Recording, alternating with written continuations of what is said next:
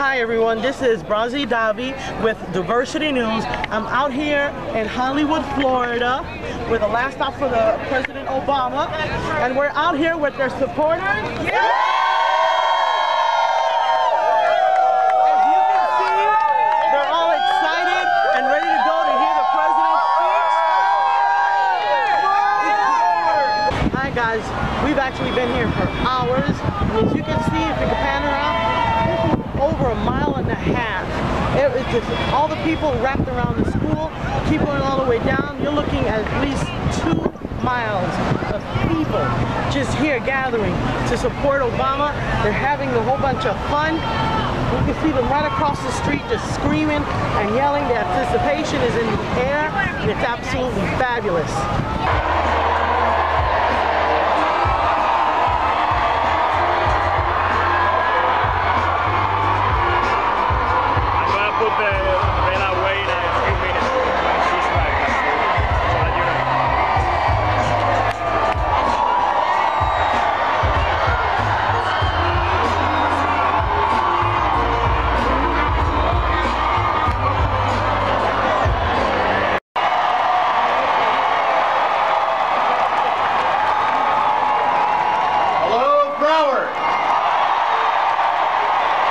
Fired up? Ready to go? I feel you. Let me tell you why I'm here. Because I love Barack Obama. And I'll tell you, first time I met him is when he came to Fort Myers, Florida in February of '09. The President came here because he wanted, pardon my back. The President came here because he wanted to help our public school teachers. He wanted to help our law enforcement officers. He wanted to help our firefighters. It was a Recovery Act. When I was your governor, the last 2 years as your governor were the first 2 years of his presidency. And this president came here to help us. We were looking at a hole in our budget deeper than the Mariana Trench. You couldn't believe it. Nice flyover. Well, the president was talking about the stimulus, the Recovery Act, that would have helped teachers, law enforcement, firefighters, and he got it done. One man came here and got it done, President Barack Obama. But he didn't stop there. Just about a year after that, our Florida, your Florida, had the most serious environmental disaster in the history of our country, the BP oil spill. Guess who came back to help us again? Obama. And he was here day after day after day, just like he was kind enough to do for Governor Christie up in New Jersey and our friends in the Northeast. And you know what, Dan? He didn't care that at the time I was a Republican. He didn't care this week that Governor Christie's a Republican. He only knew that people needed help, and he was there to help them.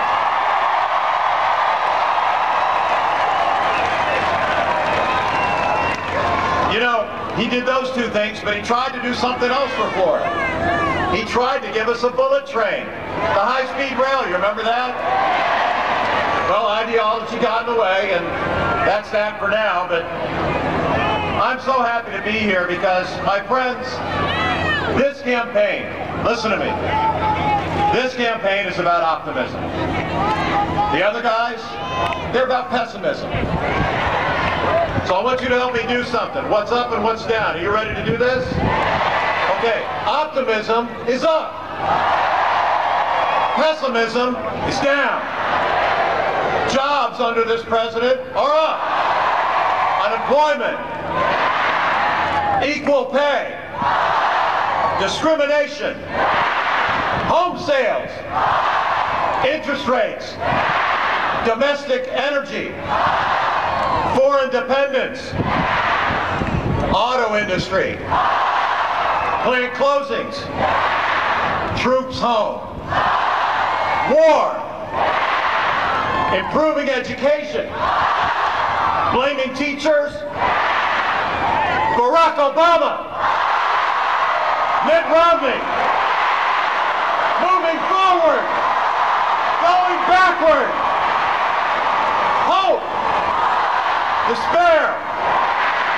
Ladies and gentlemen, this guy's had our back. I saw it as your governor. We saw it all together. We know Barack Obama. He's a man with a great heart, with great compassion, and the strength of 10 men. Now it's all about voting. About voting. Polling's done. Voting's in. We got to make sure we get that done. Now, if the lines are long on election day, don't worry about it. Pack a sandwich. Take a cooler. Go with your friends. Meet some new friends. But do not be deterred. Don't let anybody suppress your vote. Don't let them take it away from you or discourage you. You get out there and you exercise that right because the country's at stake.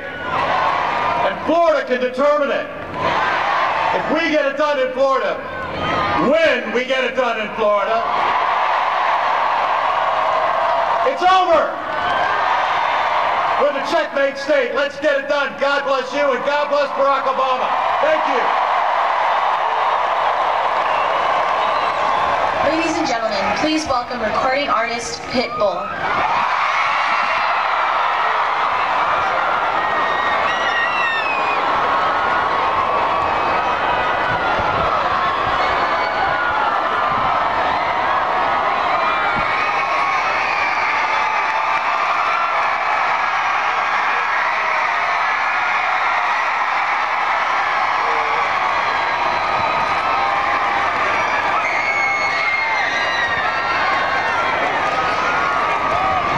First of all, I want to say it's an honor and a blessing to be right here today. It feels good to be a hometown Miami-Dade County Broward County boy right here. And just be able to represent for y'all here. Now, on a serious note, why I'm here. I'm a first generation Cuban American. I know what my family went through to try to be able to appreciate the opportunity that this country gives you. My grandmother was in La Sierra Maestra. My mother came through Pedro Pan. And my father brought boats over and in Mariel, in the Mariel boat lift. And all that was done for the simple fact so that I can enjoy freedom, the opportunity of giving my family a better future, of controlling my own destiny in the United States of America. And like I told you guys in the song,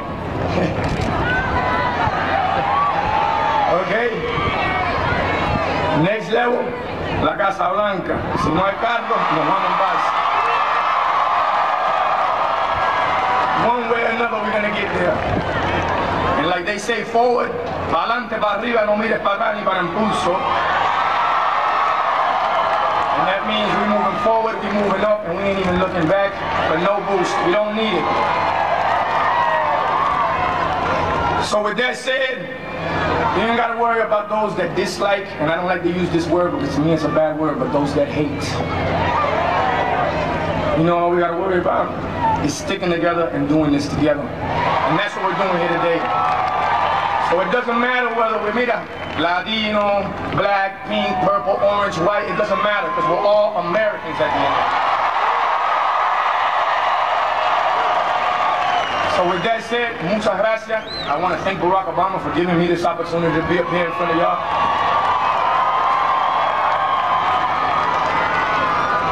Thank you so much. God bless, and God bless America.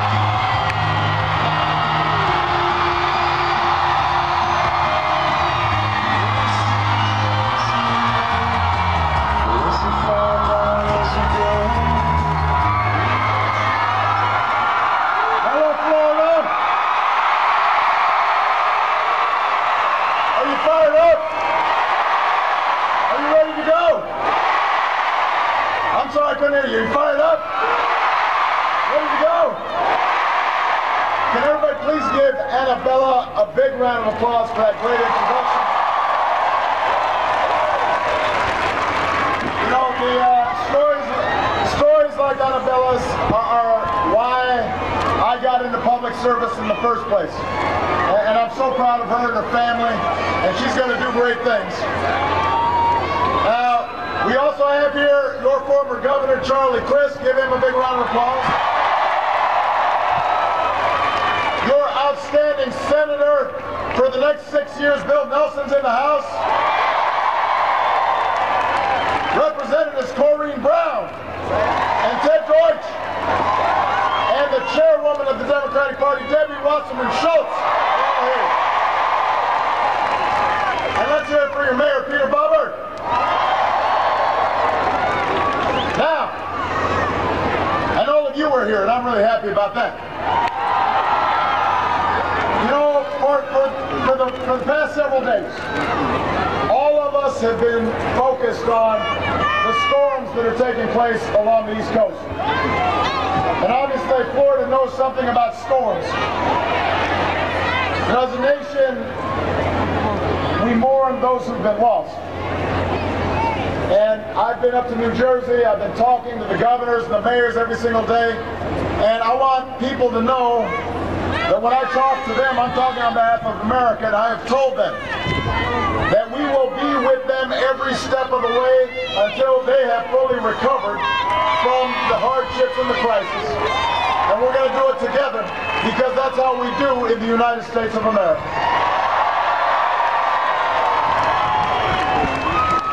You know, and as heartbroken as we've been by some of the images of families whose lives have been upended, we've also been inspired seeing police officers and firefighters and EMS folks rushing into burning buildings and wading water to save lives, and neighbors helping neighbors cope with tragedy. Leaders of different political parties working together to fix what's broken. We see a spirit that says no matter how bad a storm is, we'll always bounce back. No matter how tough times are, we're all in this together. That we rise or fall as one nation and as one people. And that spirit has guided this country along its improbable journey for more than 2 centuries, and it's carried us through the trials and tribulations of the last 4 years. Remember, in 2008, we were in the middle of the worst economic crisis since the Great Depression. We were in the middle of 2 wars. Today, our businesses have created nearly 5.5 million new jobs. The auto industry is back on top. Home values are beginning to rise again. We're less dependent on foreign oil than any time in the last 20 years.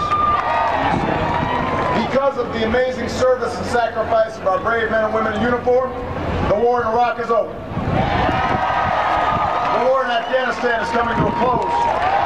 Al-Qaeda's on the run. Osama bin Laden is dead.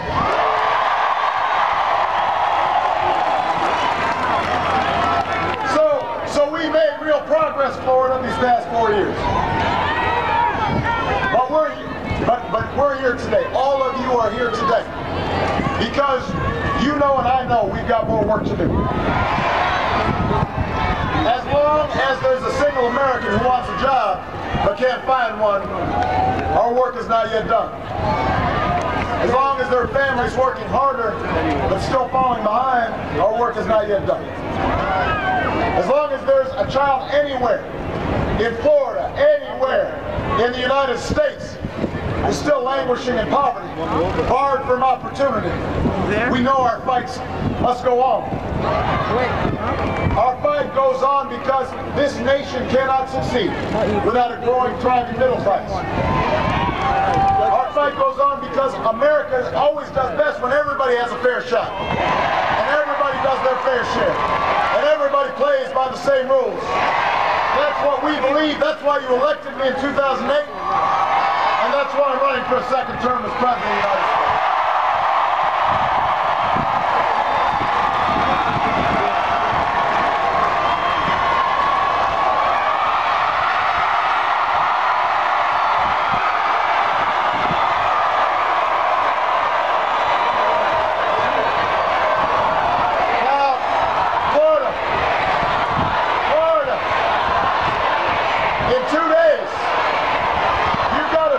make.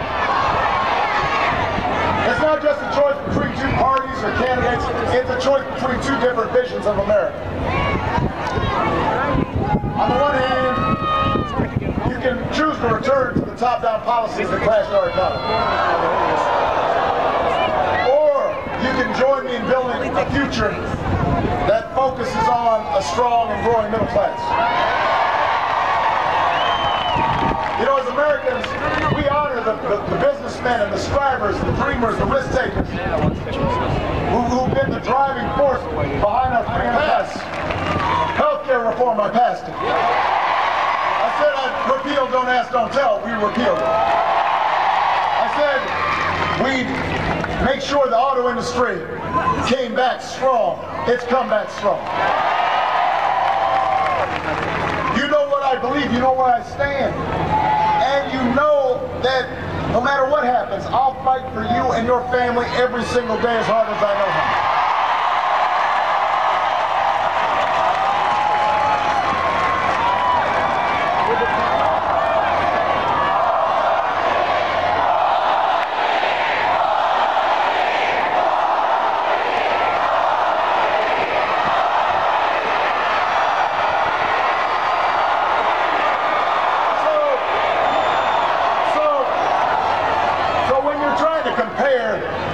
Two candidates' agendas and we're talking about change, you know, I know what real change looks like. Because I fought for it. Because I brought it. Because I've got the scars to prove it. Because I've got gray hair doing it. And after all we've been through together to bring about change, we can't give up on it now. Because there's more change to do. Change is a country where every American has a shot at a good education. You know, government can't do it alone. Parents, you've got to parent. Students, you've got to study. But don't tell me that hiring more teachers won't help this economy grow. It will. Don't tell me that students who can't afford college should just borrow more money from their parents.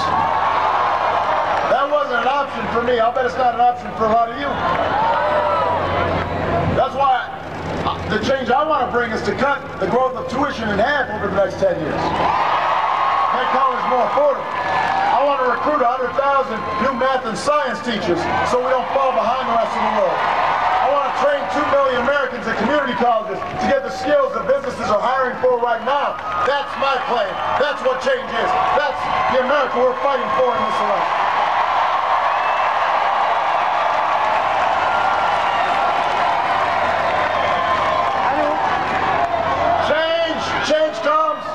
Change comes when we live up to this country's legacy of innovation. That's what's at stake in this election. Change is a future where we reduce our deficit in a way that's balanced and responsible. I've cut $1 trillion worth of spending. I intend to do more, but if we're serious about reducing the deficit, we've also got to ask the wealthiest Americans to go back to the tax rates they paid when Bill Clinton was president. Because budgets are about choices. We can't do everything. We got to make sure that what we do, we pay for. And I'm not going to turn Medicare into a voucher just to pay for another millionaire's tax cut. I'm not going to ask young people to pay more for college just to pay for another millionaire's tax cut. So Florida, we know what changes. We know what the future requires, and we know it's not going to be easy. Go back in 2008, we talked about change we can believe in, but I also said this is hard, because I wasn't just talking about changing presidents or changing parties. I was talking about changing how politics is done in this country. I ran the first time because the voices of the American people, your voices, had been shut out of our democracy for way too long by lobbyists and special interests, politicians who will say anything and do anything just to keep things the way they are. They want to protect the status quo. And for the last 4 years, the status quo in Washington has fought us every step of the way. They spent millions to stop us from reforming the healthcare system. spent millions trying to stop us from reforming Wall Street. They engineered a strategy of gridlock in Congress, refusing to compromise even on ideas that Democrats and Republicans used to support in the past. And what they're counting on now is that you'll be so worn down, so discouraged by all the squabbling, so tired of all the dysfunction, that you'll just give up, walk away, and leave the powers that be in power. In other words, their bet is on your cynicism. But Florida, my bet is on you and your hope. And listen, I want all parties to work together. No, we're not Democrats and Republicans first, we're Americans first. And whenever the other party's been willing to work with me to help middle-class families and to build sturdy ladders into the middle class, I've worked with them. You know, some of them supported us when we cut taxes for middle-class families and small business. Some courageous Republican senators worked with us to repeal Don't Ask, Don't Tell. As long as I'm president, I will work with anybody of any party to move this country forward. And if you want to break the gridlock in Congress, you'll vote for leaders, whether they're Democrats, Republicans, or independents, who feel the same way. Who put you first instead of politics first, instead of the next election first. But sometimes you got to fight for principle. Sometimes you got to fight for what's right. If the price of peace in Washington is cutting deals that will kick students off of financial aid, or get rid of funding for Planned Parenthood, or let insurance companies discriminate against people with pre-existing conditions, or eliminate health care for millions who are on Medicaid, people who are poor or elderly or disabled, I'm not willing to pay that price. That's not bipartisanship. That's not change. That's surrender to the same status quo that has hurt the middle class and cost us jobs. And I don't know about you, but I'm not ready to give up on that fight. And I hope you aren't either, Florida. I hope you still got some fight left in you. Listen, the folks at the very top of this country, they don't need another champion in Washington. They'll always have a seat at the table, and they'll always have access, they'll always have influence. The people who need a champion are the Americans whose letters I read late at night after I'm done in the office. The men and women I meet on the campaign trail, like you, every day. The laid-off worker who has to go back and retrain at a community college at the age of 55 to try to get a new career in a new field. She needs a champion. The restaurant owner who cooks great food but needs a loan to expand after the bank turned him down, he needs a champion. The cooks and the waiters and the cleaning staff working overtime at a Fort Lauderdale hotel trying to save enough to buy a first home or send their kids to college, they need a champion. The auto worker who's back on the job filled with pride and dignity building a great car, he needs a champion. The teacher, you know, who's in an overcrowded classroom, maybe digging into her pocket to buy school supplies, not getting the support she needs, but showing up every day knowing that maybe she's going to make that difference in that one child today.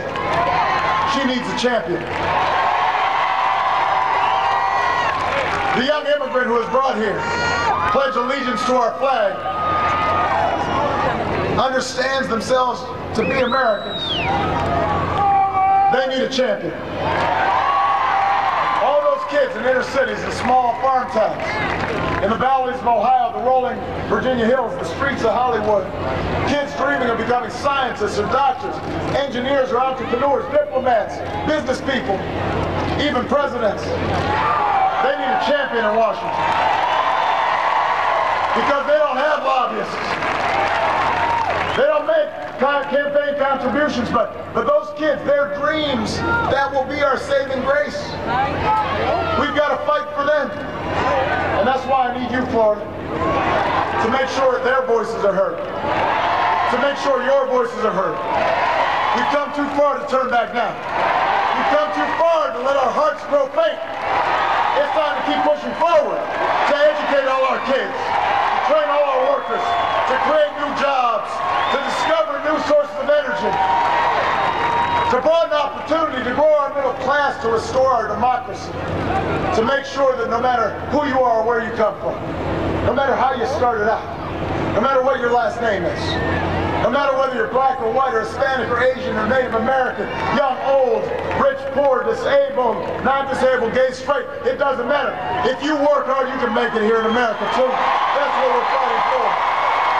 That's why I'm asking for your vote, Florida. And if you're willing to work with me and knock on some doors with me, make some phone calls for me, turn out for me, we're going to win Florida. We'll win this election.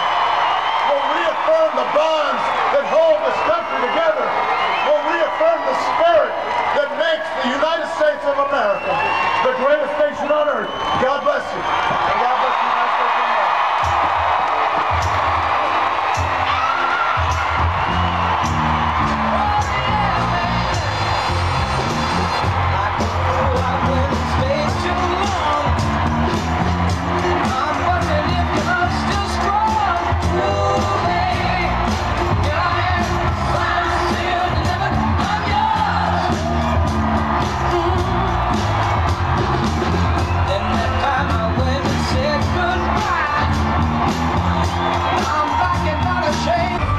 I had a wonderful time. So did everybody. It was exciting. When he came out, you saw earlier in the video, the whole crowd roared. He had them all just, everybody was, the excitement was just too much. It was a great experience for me and my staff. Exhausting, but it was worth it. Security here was incredible. Secret Service, SWAT, police officers, sheriffs, everybody was here. But you know what? We did an awesome job. Everybody was calm, collective, and the president just blew it out. And again, let's just move forward, and thank you for this opportunity. Ciao.